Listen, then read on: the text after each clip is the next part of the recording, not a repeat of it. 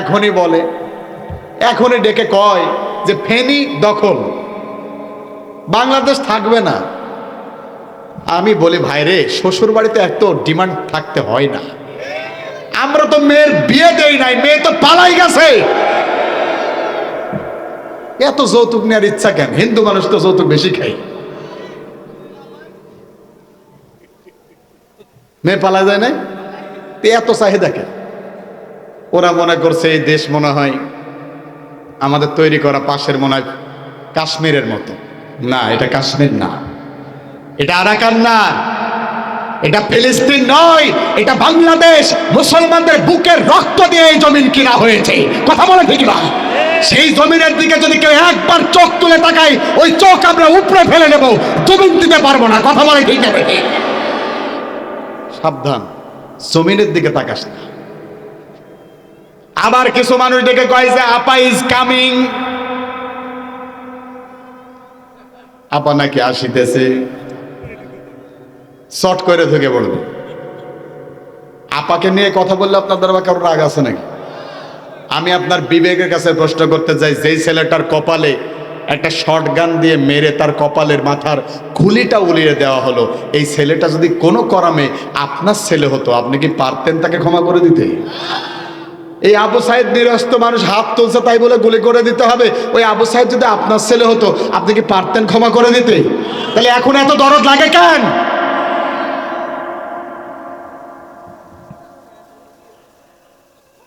আমার একজন ডেকে কয়, হুজুর রেডি হও। আচ্ছা, এই ভাই ওঠে কেন? ও ভাই কই যান? ও আসতেছে ইনশাল্লাহ। আমিও ভাবলাম অন্য কোনো দল করে কিনা। আপনাদের কোনো টেনশন আছে নাকি? আমাকে ডেকে কয় যে হুজুর বেশি বাড়াবাড়ি কইরো না, আপা কিন্তু আসিতেছে, রেডি হও। আমি বলেছি আজ থেকে আমরা রেডি না রে পাগলা, 1000 বছর আগ থেকে আমরা রেডি হয়ে জমিনে এসেছি।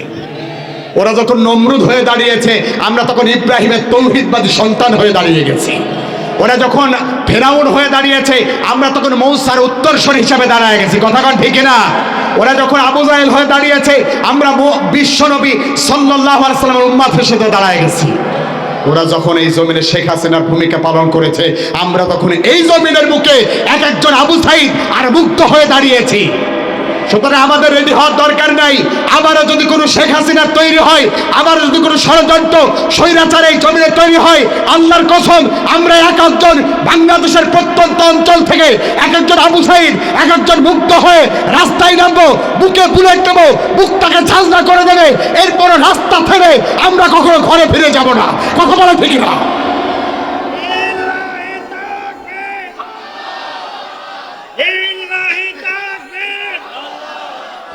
ইসলামের শত্রুরা হুঁশিয়ার, সাবধান। লিল্লাহি তাকবীর। আল্লাহ আমাদের কবুল করুক, বলেন আমিন। ভাইয়েরা রাগ করলেন নাকি?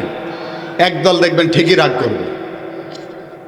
আল হাক্কু মুররুন, হক কথা তিতা হয়, সবার ভালো লাগে না। প্রিয় ভাইয়েরা আমার এবার আসেন, তাহলে আমরা রেডি আছি না আনরেডি? ইনশাআল্লাহ খেলা হবে একটু পরে, আল্লাহ কবুল করুক, বলেন আমিন। প্রিয় ভাইয়েরা আমার, আল্লাহর নবীকে তারাও ভালোবাসতো, কিন্তু নবীজির আদর্শ তারা মানত না। কথা কন ঠিক না ঠিক? এইটা হলো ভালোবাসার নমুনা। কিসের নমুনা? তাহলে কোন কারণে বিশ্ব নবীকে উপরে তুললো সেটা আমাদের জানার বিষয়। মোনাজাতের আগে বলে দেবো ইনশাল্লাহ। কিন্তু ভালোবাসে কি বাসে না সেইটা আমরা বোঝাইলাম, বুঝতে পারলাম নাকি পারলাম না? এবার আসেন, ওই হুজুর ছিল জেলখানায়। কোন হুজুর? আগের হুজুর, আমার আগের হুজুর, উনি ছিলেন জেলখানায়। আল্লাহর নবীকে এমনি এমনি কিন্তু ধরা হয় নাই। 39 বছর 11 মাস 29 দিন পর্যন্ত আল্লাহর নবী ছিলেন মক্কায় বিশ্বস্ত মানুষ। আবু জাহেলরা পর্যন্ত নিজের টাকা পয়সা সব যে আল্লাহর নবীর কাছে জমা রাখতো, কারণ তিনি আমানতের খেয়ানত করতেন না। একটু জোরে বলা যাবে কি সুবহানাল্লাহ? তিনি আমানতের খেয়ানত করতেন না। কিন্তু যখন 40 বছর পূর্ণ হয়ে গেল, আল্লাহর নবী বিশ্ব নবী যখন চাচা আবু তালিব, প্রতিবেশী চাচা, তার কাছে যখন ডেকে বলেন লা ইলাহা ইল্লাল্লাহু তুফলিহুন, যদি বাঁচতে চাও চাচা এখনই কালেমা পড়ে মুসলমান হয়ে যাও। আবু জাহেল বলল, আমার আইন ছাড়া আর কার আইন আছে মুহাম্মদ? আমি তো জানি না। আইন যদি মানতে হয় আমার আইন এই জমিনে মানা লাগবে, নইলে তোমারে বন্দি করব, জেলে ভরবো। তার মানে যুগের শুরু থেকে আবু জাহেল নবীজিকে জেলের ভয় দেখিয়েছে। যুগের পরিবর্তনে কিয়ামত পর্যন্ত যে বাজারাই আলেমদেরকে জেলের ভয় দেখাবে, আল্লাহর কসম আবু জাহেল যে জাতের জাত, এরাও একই জাতেরই জাত। সন্দেহ আছে নাকি? আমি আগেই বলেছি কারণ নাম নেওয়ার দরকার নাই, কিন্তু যদি চলে যায় আপনার উপরে কিছু তো করার নাই।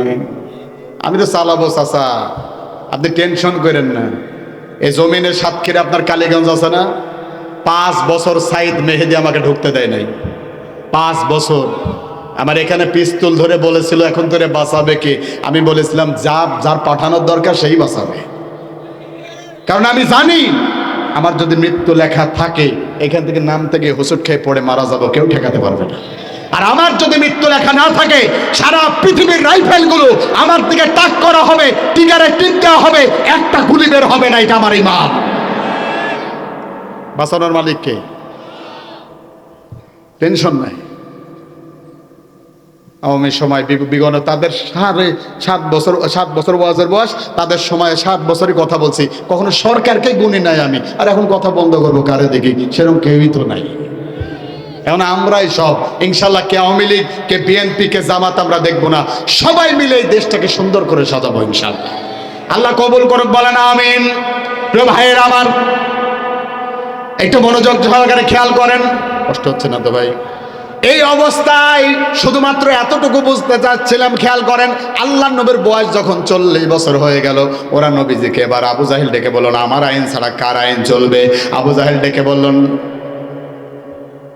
এবার ডেকে বললেন, শোনো মোহাম্মদ, আমার আইন ছাড়া আর কারণ আইন চলবে না। বিশ্বনবী ডেকে বলেন, আমার আল্লাহর আইন ছাড়া কারণ আইন চলবে না। বেঁধে গেল সংঘর্ষ। এই জন্যই তারা বলে ইসলামী আন্দোলনের সংবিধানের সাথে তাদের আন্দোলনের সংবিধানের নাতে সাংঘর্ষিক অবস্থা তো হবেই, কারণ ইসলাম আর মানুষের তৈরি করা সংবিধান কখনো এক হতে পারে না। প্রিয় ভাইয়েরা আমার, অবস্থা যখন এইরকম হয়ে গেল, বিশ্বনবীকে দেখতে পেলেন বেগতিক অবস্থা, নবীজিকে ঠেকাতে সম্ভব হচ্ছে না। দারুণ্য দুয়ার বৈঠকের সিদ্ধান্ত হলো আল্লাহ নবীকে জেলে ভরে দাও।